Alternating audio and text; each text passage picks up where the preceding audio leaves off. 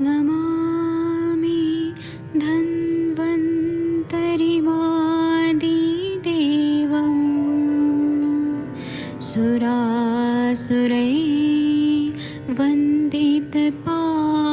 सुरासुरैर्वन्दितपादपद्मम् लोके जरामृत्युनाशं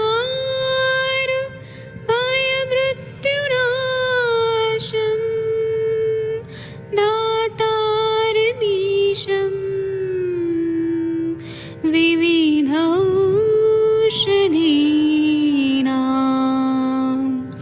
शङ्खं चक्रं जलौकां दधतं मृतघटं चारुतोर्भिश्चतुर्भिः सूक्ष्मस्वच्छादिरुद्यं शुकपरिविलसन् मौलिमं भोजनेत्रम् कालाम्बोदोज्ज्वलाङ्गं कटितटविलसत् चारुपीताम्बराढ्यं वन्दे धन्वन्तरिं अच्छा तो पता कितना बढ़िया है ये तो निखिलगगनमिव प्रौढदावाग्निनीलम्।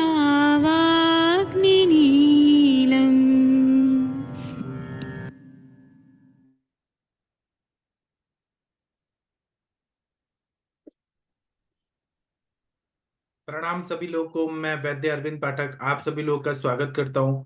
अभी हमारा जो सेशन है वो बहुत ही इंपॉर्टेंट है, 7 बजे का सेशन।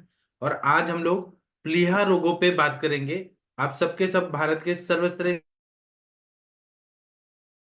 चिकित्सक लोग हैं, सभी को मैं प्रणाम करते हुए आज का जो विषय मुझे आदरणीय नवीन जोशी सर जी ने दिया है उस पर मैं आप लोगों को बताऊंगा। और आप लोग भी प्लीहा रोगों पे बहुत अच्छे विद्वान हैं, जानकार हैं। आप लोगों को भी कुछ अनुभव आया ही होगा, इतने साल आप लोग चिकित्सा कर रहे हैं, तो आप लोग अपने अपने अनुभव ये बताइए।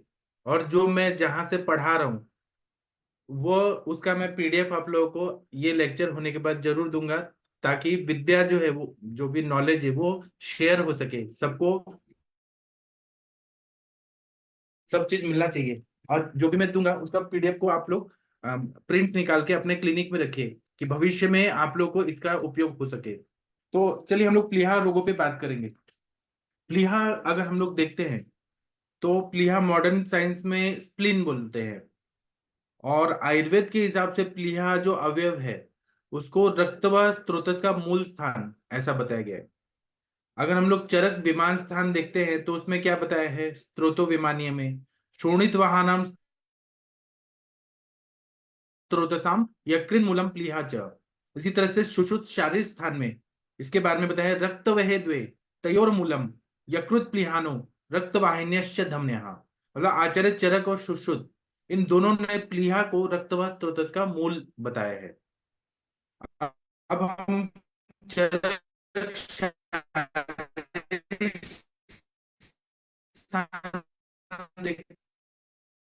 कोष्टांग बताए हैं।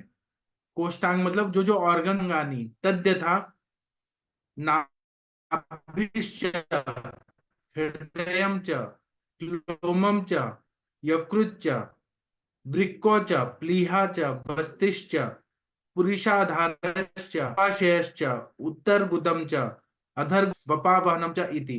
इसमें कोष्टांग के अंतर्गत प्लीहा का भी वर्णन किया गया है। अगर हम लोग व्याधि के रूप में देखते हैं तो प्लीहोदर के बारे में चरक चिकित्सा स्थान 13वां चैप्टर में 35 से 36 नंबर का श्लोक में प्लीहोदर के बारे में बताया है। मतलब जब स्प्लीनोमेगेली होती है, प्लीहा का आकार बढ़ जाता है, तो ऐसा बताया कि अशितस्याति संशोभाद्यान याति चेष्टितैः अतिवयावे भाराद वमन व्याधि कर्षणैः वाम पार्श्वाशिता प्लीहा च्युतः स्थानात् प्रवर्धते शोणितम वारसादिभ्यो विवर्धम तम विवर्धेत। और इसी तरह से सुश्रुत निदान स्थान 7th चैप्टर में 14 और 16 नंबर का श्लोक में बताया है, विदाहयाभ्यषन्द विदाहा भी असिद्ध अभिषंधि रतस्य जंतो प्रदुष्टम अत्यर्थम अस्त्रिक कफश्च प्लिहा भी अभिवृद्धिम सततम करोति प्लिहोदरम तत्प्रवदन्ति तज्ञाः वामे च पार्श्वे परिवृद्धिमेति विशेषतः सिद्धति चातुर अत्र मंदजुराग्निः कफ पित्त लिंगैरुपद्रुतः क्षीण बलो अति पांडु। इसका मतलब जो पुरुष विदाही पदार्थों का सेवन ज्यादा करते हैं, मतलब ऐसे पदार्थ जो विदा करते हैं, फॉर एग्जाम्पल कंटिन्यू खा रहे हैं, अब संधि पदार्थों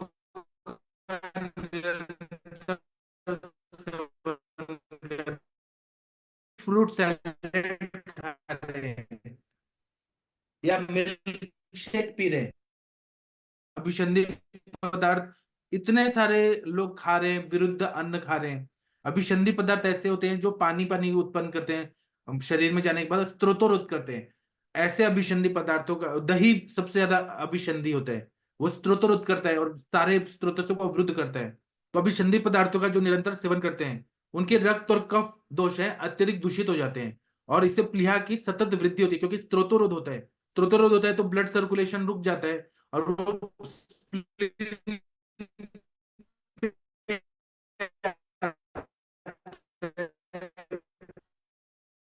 हो जाता है। तो होता है, मंदाग्नि होती है, कफ और पित्त के लक्षणों की उत्पत्ति होती है, ऊपर और थैलीसीमिया मेजर में भी ये बहुत ज्यादा स्प्लिनोमेगेली होती है, हिपेटोमेगेली होती है।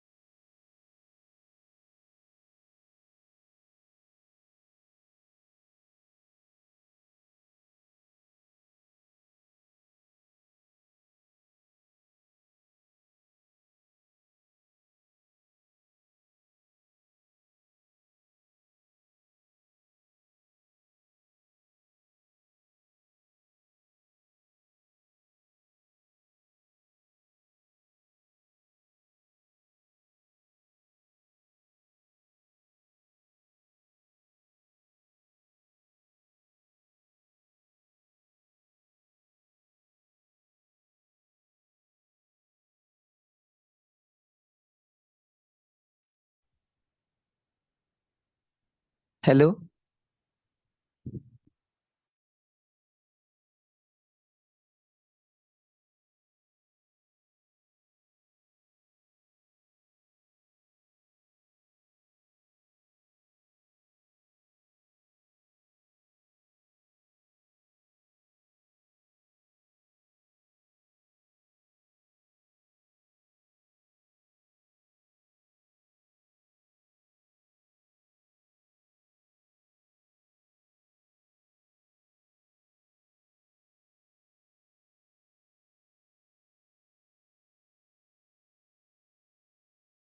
हेलो शशि तिवारी जी, सर को होस्ट बनाइए ना। हेलो सर, वैद्य शशि तिवारी जी।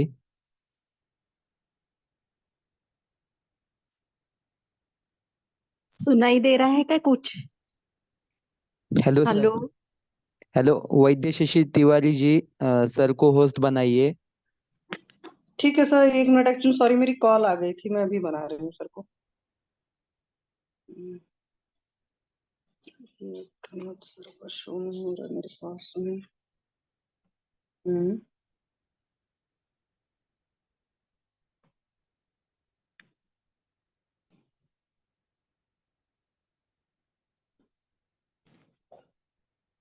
हाँ, यस सर मेरा को वो बना दिया। नेटवर्क का प्रॉब्लम हो गया था। हाँ ठीक है। आप लोगों ने कहाँ तक सुना, कृपया बताइए। सर वो मैंने आवाज, प्ली होदर के बारे में बताया। सर आवाज जी। पहले से ही ब्रेक हो रहा था, मतलब बहुत ब्रेक हो रहा अच्छा, था। मैं फिर स्टार्ट करता हूँ, फिर से स्टार्ट करता हूँ। यहाँ पे नेटवर्क का प्रॉब्लम था। फिर से स्टार्ट करता हूँ, अच्छे से करता हूँ। रुकिए एक मिनट। हाँ सर। प्लीहा जो है, ये आयुर्वेद के हिसाब से रक्त व स्रोतस का मूल स्थान बताया है।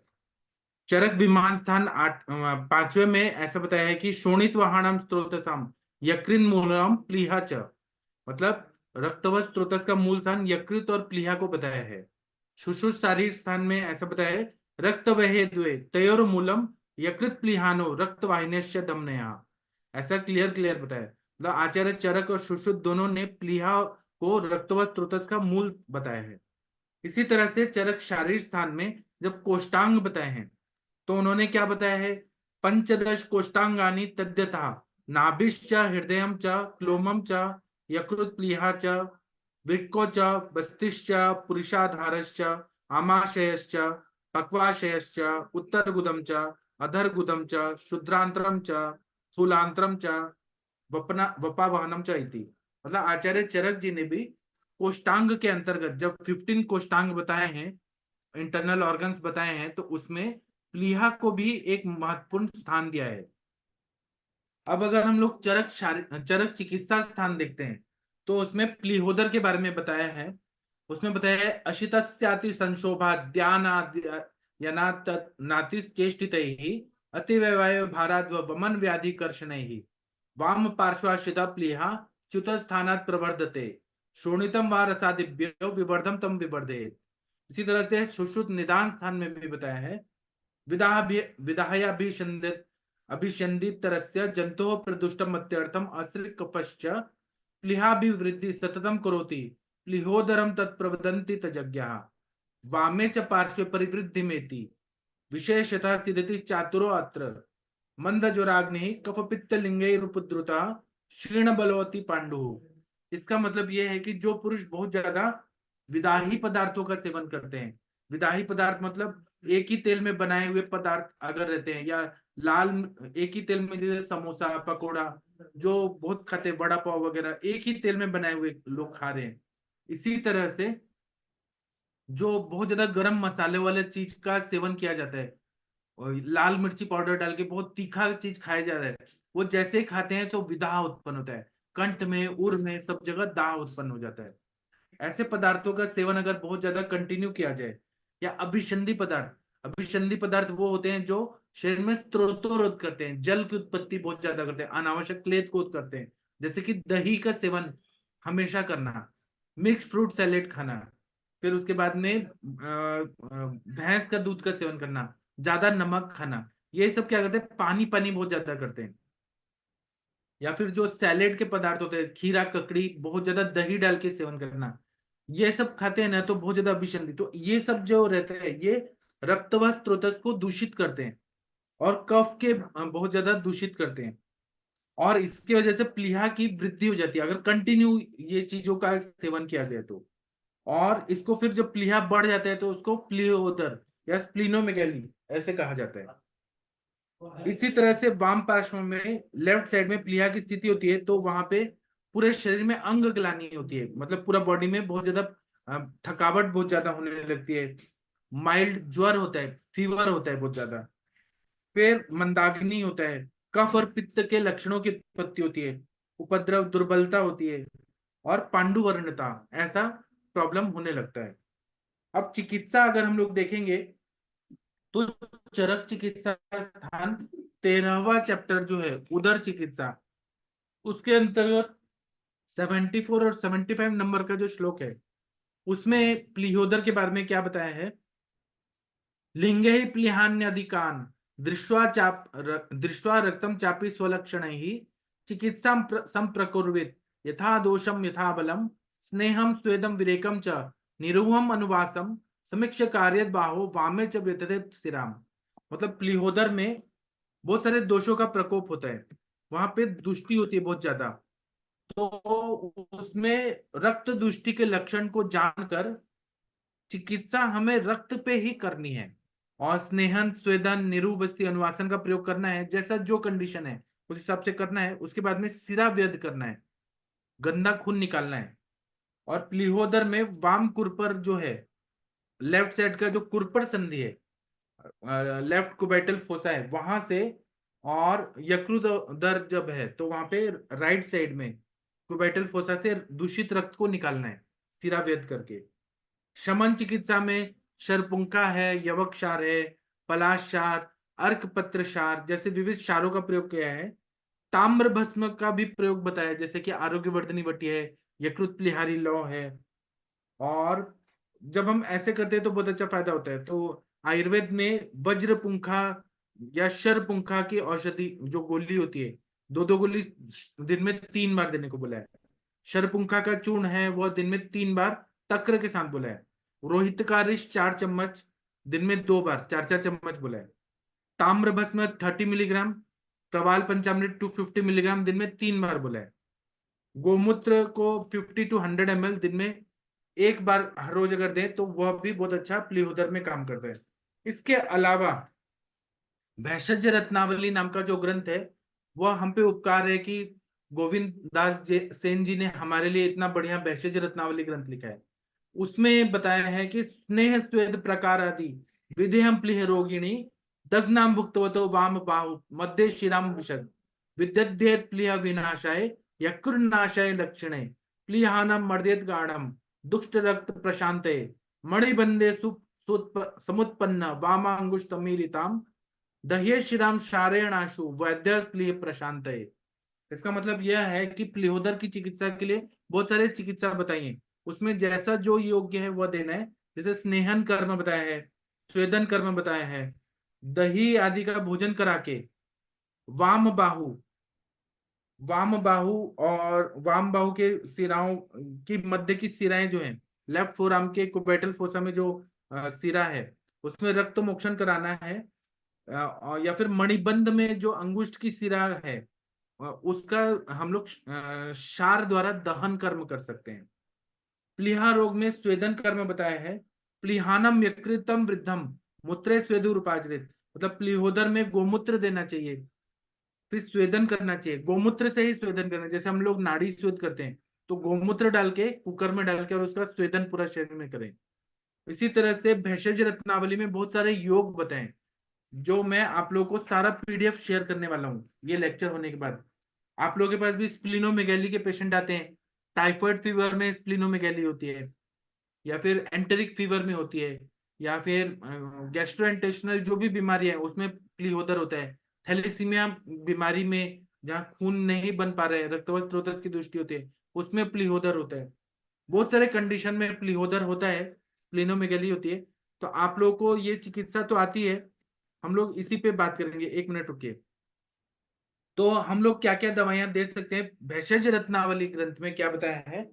शिग्रू लेना है, जो ड्रमस्टिक होता है, शिग्रू संयोजन, शिग्रू प्लस अम्लवेतश का कषाय लेना है।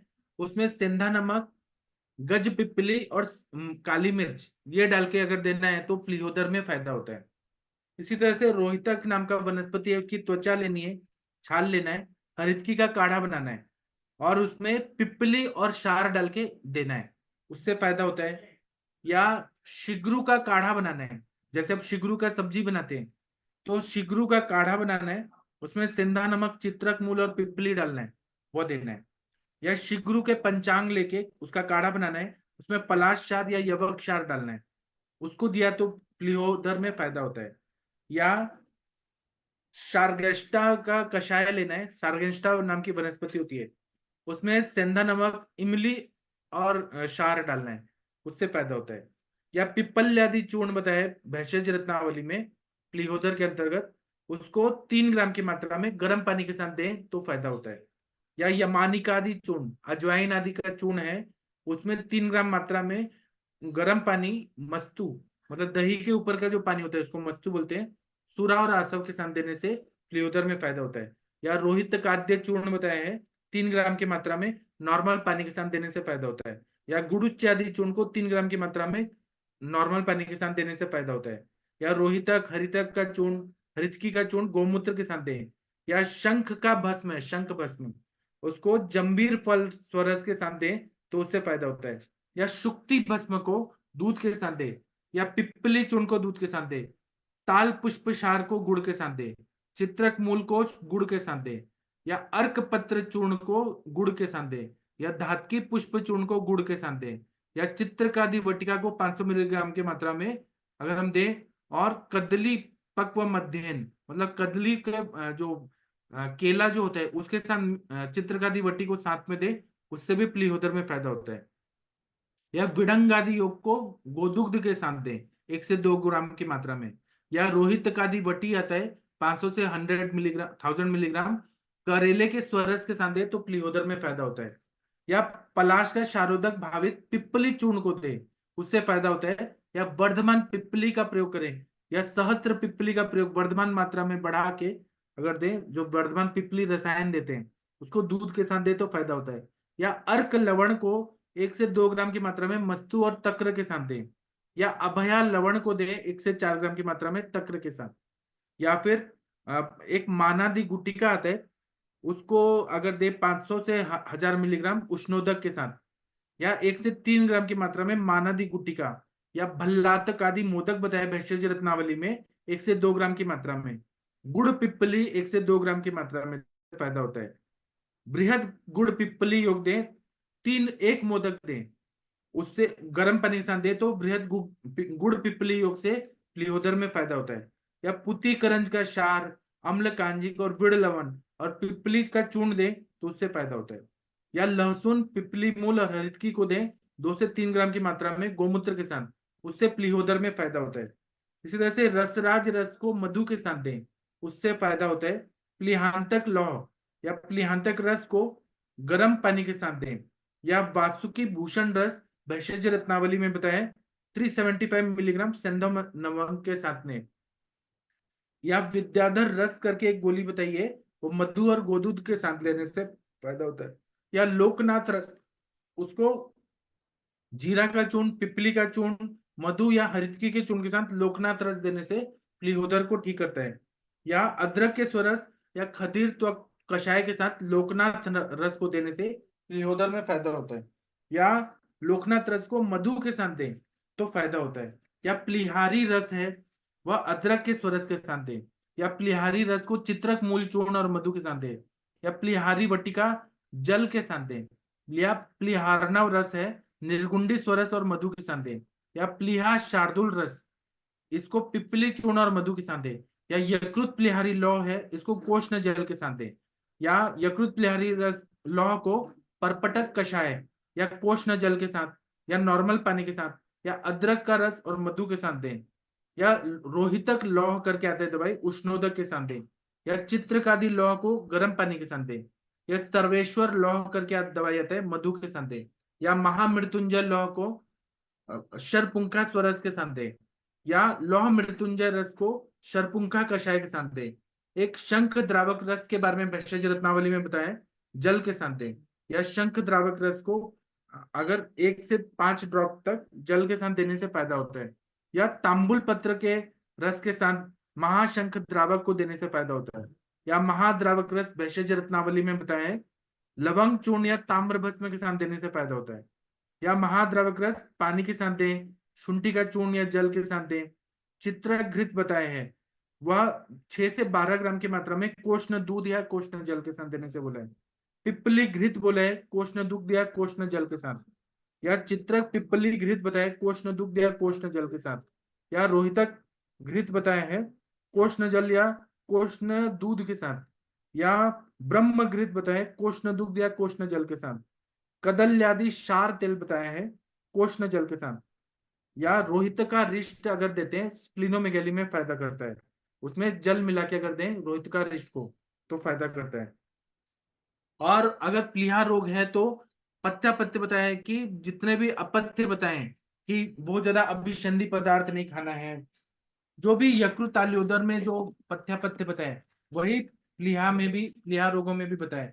जैसे कि इसमें आनुक मांस, औदक मांस नहीं खाना है, पिष्टमय पदार्थ नहीं खाना है, अति उष्ण लवण विदाही गुरु अभिसंधि पदार्थ नहीं खाना है, बहुत ज्यादा पानी नहीं पीना है, बहुत ज्यादा एक्सरसाइज नहीं करना है, बहुत ज्यादा संक्रमण, बहुत ज्यादा चलना फिरना नहीं है, और दिन में नहीं सोना है। ऐसा करते हैं ना तो प्लीहोदर, अगर पथ्य पालेंगे तो प्लीहोदर ठीक होता है। और इसमें बताया कि दूध पीना बहुत ज्यादा उपयोगी रहता है, बकरी का दूध पीने, गाय का दूध पिए तो प्लीहोदर में फायदा करता है, ऊंट का दूध पिए, कैमल का मिल्क पिए तो बहुत अच्छा फायदा होता है, शाली षष्टिक चावल खाएं, यव खाएं, मूंग से बनाई हुई जो यवागु है, युष है, यवागु है, उसका सेवन करें। इसी तरह से तक्र जो है वो बहुत अच्छा रहता है, तक्र जो है ताजा तक्र लें, और इसमें पिपली या और नमक डाल के दें तक्र। पित्तज टाइप अगर है, प्लीहोदर में पित्तज टाइप है तो यष्टि मधु सिद्ध तक्र का सेवन कराएं। अगर कफज है तो यवानी से नरम त्रिकटु डाल के दें, और वचा शुंठी और सतपुष्पा सिद्ध तक्र दें तो बहुत अच्छा फायदा होता है, या त्रिकटु यवक्षार सज्जीशार सिद्ध तक्र दे तो फायदा होता है। और इसमें पटोल का सब्जी, पटोल का स्वरस या काढ़ा बना के दें। फिर उसके बाद में करटोल करके आता है वो दें, पुनर्नवा शिग्रु, कुल्थी मुद्ग और शाली षष्टिक, इसका सेवन कराएं तो यह प्लीहोदर में बहुत अच्छा फायदा करता है। अब मैं आप लोगों को यहाँ बुलाना चाहता हूँ, आप लोग प्लीहोदर में क्या क्या योग देते हैं कृपया अपना अनुभव बताइए। डॉक्टर मनीषा सिंह मैम अगर आप सुन पा रही हैं तो आपके पास स्प्लिनोमेगैली के पेशेंट आते हैं, आप क्या क्या मैम देती हैं दवाई। डॉक्टर मनीषा मैम अगर आप सुन पा रही हैं तो कृपया बताइए मैम। जी सर, प्रणाम जी सर। प्रणाम मैम बताइए। सब कुछ आपने बता दिए सर, कुछ भी तो ऐसा नहीं बचा। बेसिकली हम लोग वही दीपन पाचन करके पेशेंट को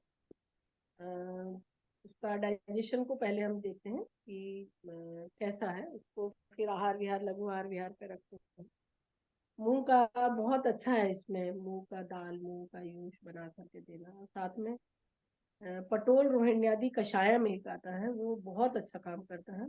और यकृत प्लीहारी लौ और पुनर्नवा और मंडूर, ये शंख या कपर्दिका, ये सारी चीजें इसके साथ में ये बना कर देते हैं। इसकी मधु अभिपत्ति कर तो 15 से 1 महीने में ये अच्छा रिकवर रहता है। थोड़ा सा विरेचन भी कराते हैं, कटुका विरेचन भी देते हैं। और इसमें मैं लघु हरितिकी और शोधित और मैं इसबगोल और दूध का, गाय के दूध से इसको 1 गिलास दूध में रात को सेवन कराने को देते हैं, तो विरेचन भी बहुत अच्छा हो जाता है।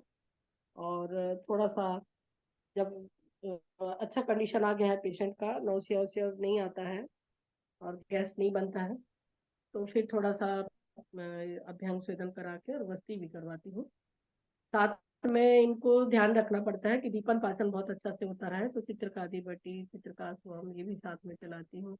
दीर्घाधारिष्टम, पुनर्नवा सोम और भुना हुआ जीरा पाउडर के साथ में त्रिकटु मिला करके उसको तक्र पर रखते हैं। कम से कम 1 से 2 गिलास तक्र देते हैं। साथ में थोड़ा उसको अदरक वगैरह सुबह खाने के लिए नींबू में, और स्वाद अच्छा है और दीपन पाचन भी अच्छा है। अदरक और नींबू का हल्का से नमक मिला करके 1 टुकड़ा खाने को देते हैं। साथ में सर बाकी और सब चीज तो आपने बहुत ही डिटेल में बता दी है सर। बेसिकली यही ट्रीटमेंट देती हूँ, इसमें पेशेंट को लाभ मिलता है। जी सर। जी बहुत अच्छा बताया मैम, आपने बहुत अच्छा बताया। सूरज जी आप इस टॉपिक पे कुछ बोलना चाहेंगे, क्लिनोमेगैली पे आपका क्या सोचना है। शशि सर तिवारी मैम आप कुछ हाँ बोलिए मैम, बोलिए सर।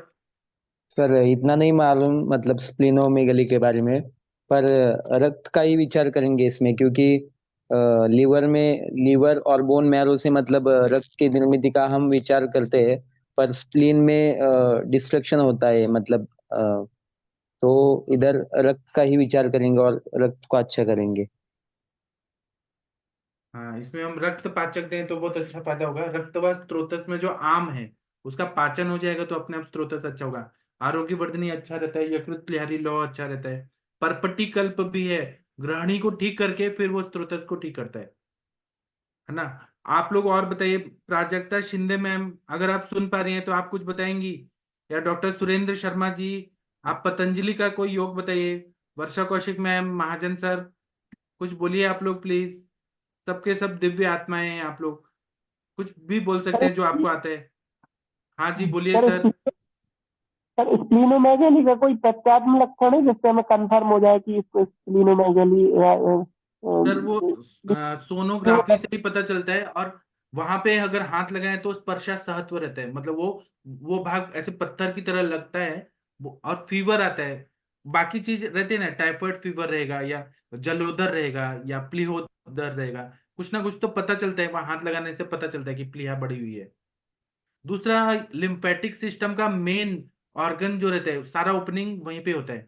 बॉडी में कहीं पर भी लिम्फ नोड्स बहुत ज्यादा बढ़ जाते हैं, जैसे मिसेंट्रिक लिम्फ नोड, लिम्फोडेनोपैथी हो गया, तो उसका इन्फेक्शन जरूर वहां पे जरूर जाता है। स्प्लीन पे तो पता ही चलता है। और कोई कुछ बताना चाहते हैं? वर्षा मैम बताइए प्लीज। जी, प्रणाम सर। सर जलोदर जी के पेशेंट को तो स्प्लीनोमेगाली हुई थी और मैंने उनको सिर्फ यकृत लिहारी लौह और रोहित का रिस्ट ही दिया था तो ठीक हो गया। एक मिनट। बराबर। तो क्या सिम्टम्स क्या दिखते हैं मैम अब जब प्लीहोदर रहता है तो? सर अब जलोदर भी था तो ऐसे अलग से ज्यादा कोई सिम्टम अलग तो समझ में नहीं आए, पर वही था सब, अग्निमांद सीवियर अग्निमांद हो गया था और बैठने में डिस्कम्फर्ट, जलोदर जैसे बढ़ रहा था, मतलब पहले तो प्लीहोदर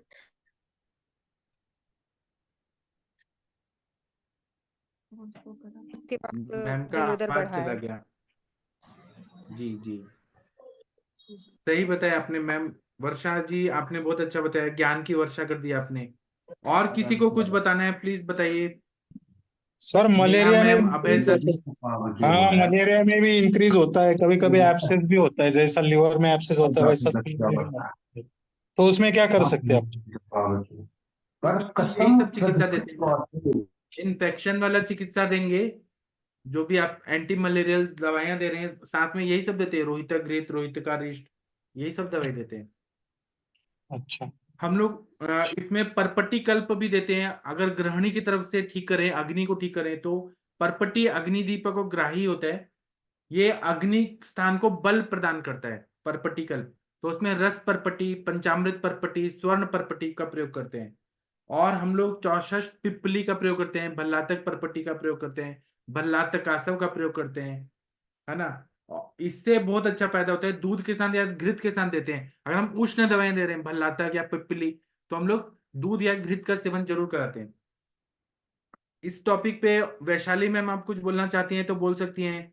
वीना मैम कृपया आपका अनुभव यहाँ पे शेयर करिए प्लीज। वीना मैम आपके क्या अनुभव हैं, कृपया प्लीहोदर पे कुछ बताइए आप। सर मैं काका को लेने उनके घर जा रही हूँ, प्लीज सर। ठीक, ठीक है अब ठीक है, आप शाम को 8:30 आइए। बजे। हाँ हाँ।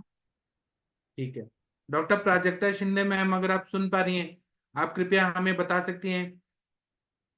या डॉक्टर रमेश गौतम जी, आपने प्लीहोदर के पेशेंट ठीक किए हैं क्या, या देखे हैं वो बताइए।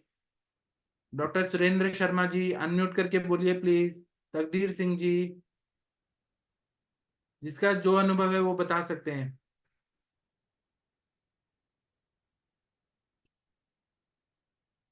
अगर कोई नहीं बोलना चाहते हैं तो सेशन बंद करता हूं। डॉक्टर हरीश बत्रा जी,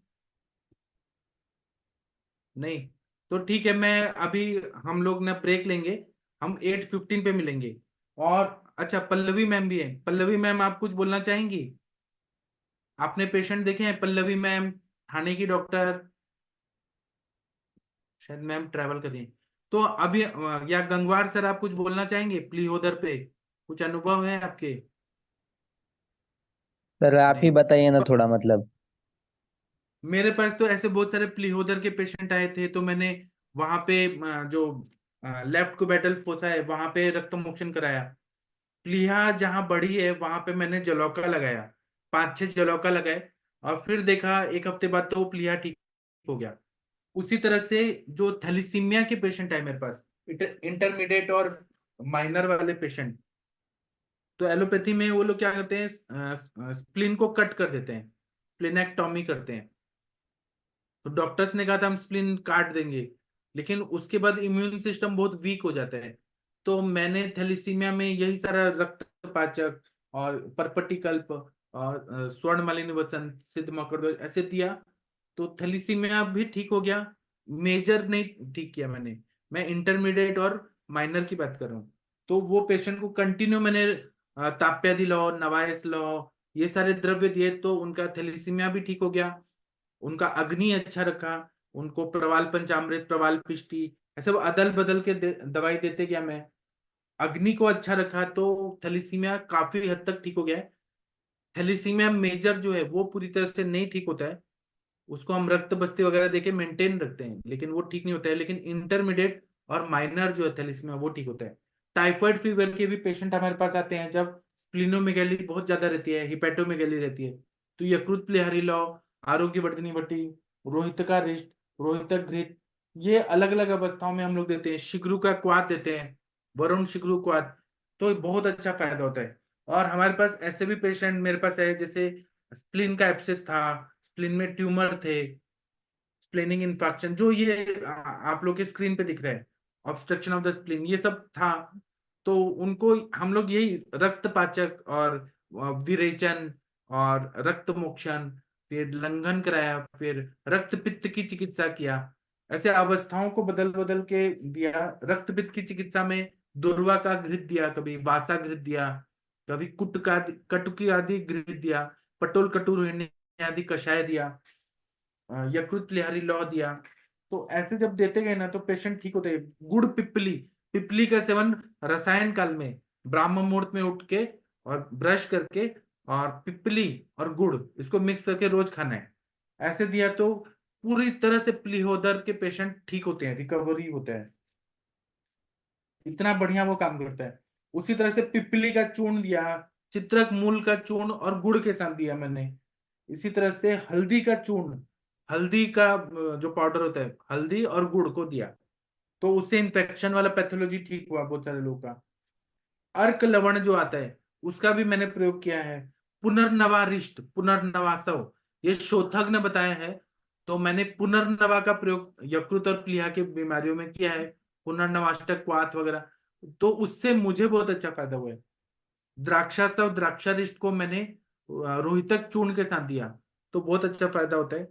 और लहसुन, पिपली मूल और हरितकी को मैंने दिया, उससे मुझे फायदा हुआ। लोकनाथ रस का भी मैंने प्रयोग किया है, पुनर्नवासव के साथ, अनुपान के साथ लोकनाथ रस सुबह शाम ऐसे 2-2 गोली मैंने दिया, मुझे उससे फायदा हुआ।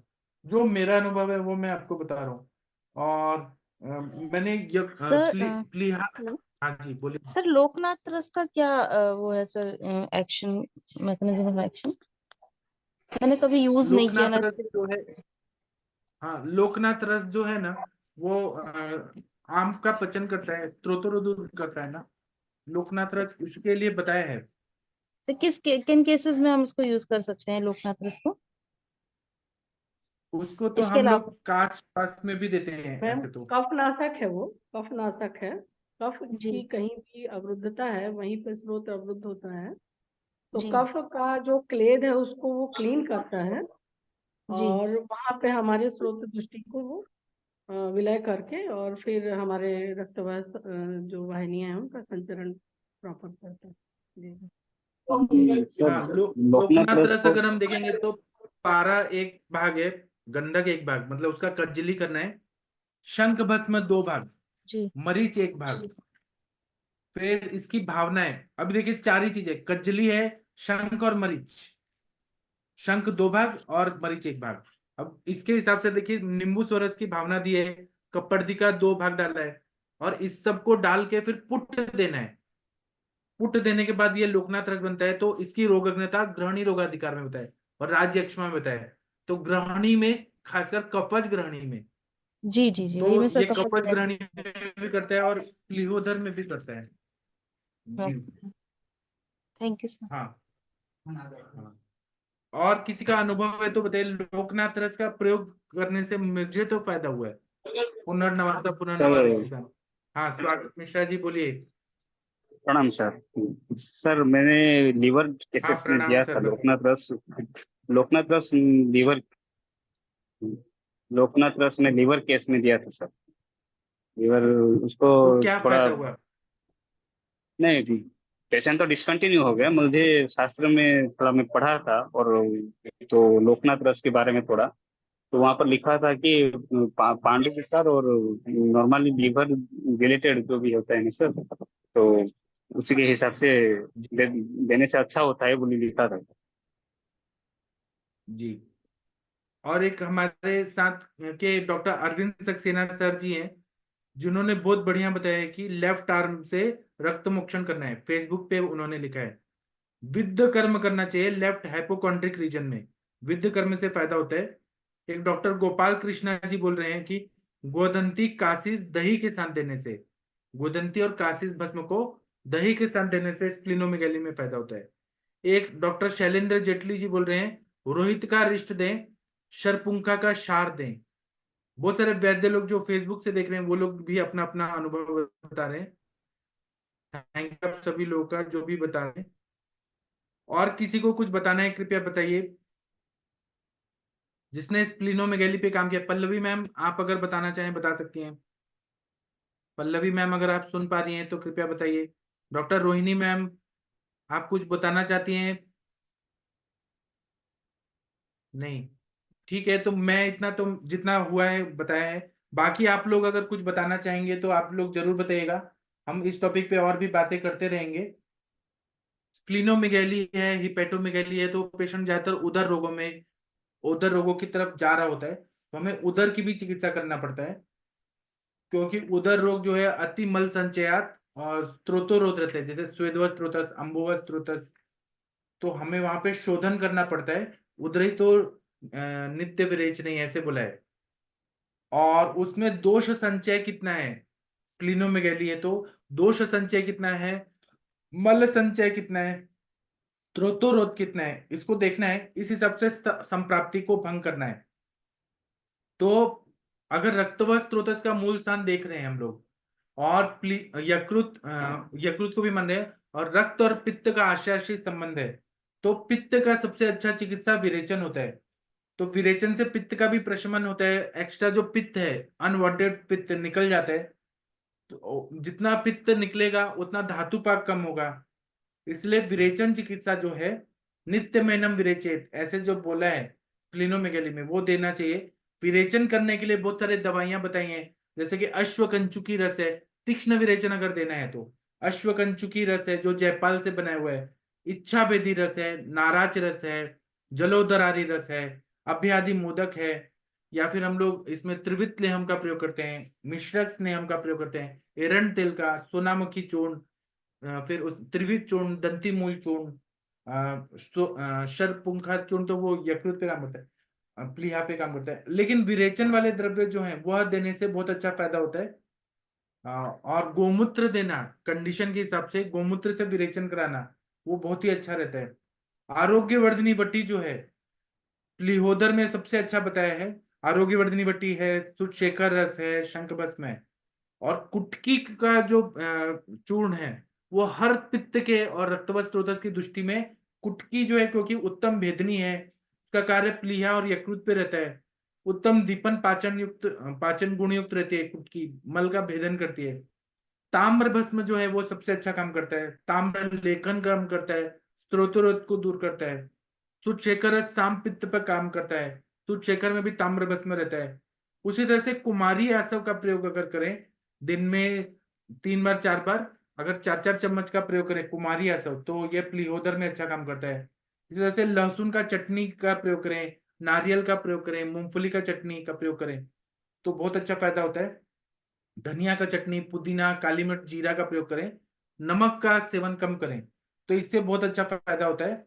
और इसमें हमें ऐसा चीज देना, लहसुन जो है उष्ण स्निग्ध और वातग्न होता है। लहसुन की चटनी, बाजरा की रोटी हल्का सा वो दें तो प्लीहोदर में फायदा होता है। उसी तरह से अगर शोथ है तो दशमूल क्वाथ, दशमूला रिश का प्रयोग करें, गोमूत्र का प्रयोग करें, एरंड तेल का प्रयोग करें, तो बहुत अच्छा फायदा होता है। सिद्ध दूध है, पिपलिस शीर पाक का प्रयोग करें तो प्लीहोदर में फायदा होता है। पिपलिस सिद्ध घृत, पिपल्यादि घृत है वो प्रयोग करें, युष का प्रयोग करें। और जब अग्नि बढ़ने लगे तो मासरस का प्रयोग करें। दीपन पाचन में पंचकोल सिद्ध मासरस का प्रयोग करें तो बहुत अच्छा फायदा होता है। शुंठी का भी प्रयोग करें तो बहुत अच्छा फायदा होता है। और हम बस्ती में शिकाकाई, एरंड बीज, त्रायमाण, आरगवत का प्रयोग करें, दूध के साथ पका के दें तो अच्छे से विरेचन कराता है। और ऐसे तो मैं सब बता ही दिया हूँ, बाकी आप लोग कुछ और बोलना चाहते हैं तो बोल सकते हैं। हेलो किसी सर, को कुछ बोलना मतलब है? हाँ जी बोलिए। हेलो सर, मतलब स्प्लीन में अगर ऑब्स्ट्रक्शन हो क्लॉट्स की वजह से तो उसमें विचार क्या करते हैं? रक्तवास के मूल स्थान में तरफ जाने वाले सारे में आम संचिति है सब जगह, तो हम क्या देंगे वहां पे? यही रक्तपाचक देंगे, विरेचन कराएंगे, लंघन कराएंगे, है ना। तो अपने आप शरीर अपने आप रिकवर करता है, हमारी चिकित्सा को सपोर्ट करता है। और इन्फेक्टेड पैथोलॉजी है जिसकी वजह से स्प्लीनोमेगाली हुई है, जैसे लिम्फोडेनोपैथी है। लिम्फोडेनोपैथी क्यों हुई है? ऊपर के ऊर्ध्व जत्रुगत भाग में सर्दी, खांसी, पैराटाइड ग्लैंड का इन्फ्लेमेशन, टॉन्सिलाइटिस या ऐसे है। तो हम इन्फेक्शन की चिकित्सा आयुर्वेद के हिसाब से करते हैं, जैसे कि सूक्ष्म त्रिफला, अमृता गुगुल, कैशव गुगुल, त्रिफला गुगुल, आरोग्य वर्धनी वटी, जो इन्फेक्शन वाला पैथोलॉजी है उसके हिसाब से करते हैं। तो जैसे जैसे लिम्फ नोड का स्वेलिंग कम होगा वैसे वैसे यहाँ का भी सब ठीक हो जाएगा। अगर बहुत ज्यादा सिर में गुरुता है, साइनोसाइटिस है, फेरिंजाइटिस, लैरिंजाइटिस, तो हम जैसे शिरो विरेचन कराते हैं, पूरा कफ निकालते हैं, वो सब करें तो लिम्फ नोड अपने आप ठीक हो जाएगा।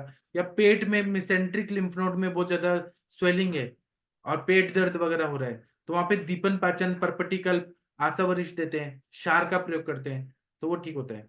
जैसा जहां पे लिम्फ नोड का स्वेलिंग है वैसा चिकित्सा करते हैं तो ठीक हो जाते हैं पेशेंट, फिर वो स्प्लीन अपने आप ठीक हो जाता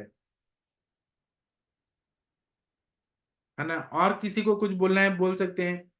ये स्प्लीन को ठीक करना आयुर्वेद जो करता है वो सबसे अच्छा, रक्तवस त्रुतस का मूल स्थान है। एक डॉक्टर अवधेश कुमार पांडे जी बोल रहे हैं कि कुटकी पित्त विरेचक है, बाल परगेशन ये काम करता है, परगेटिव रहता है, इसलिए कुटकी का प्रयोग बहुत अच्छा रहता है। और अवधेश कुमार पांडे जी बोल रहे हैं आरोग्य वर्धनी वटी सूजन को कम करता है। बहुत बढ़िया बताया आपने अवधेश कुमार पांडे जी, जो सुन पा रहे हैं थैंक यू सर, आपने फेसबुक पे लिखा हुआ है। आप लोग कुछ और बोलना चाहते हैं तो जरूर बोलिएगा। अभी मैं सेशन बंद करता हूँ क्योंकि टाइम हो गया है और हम 8:15 पे मिलेंगे।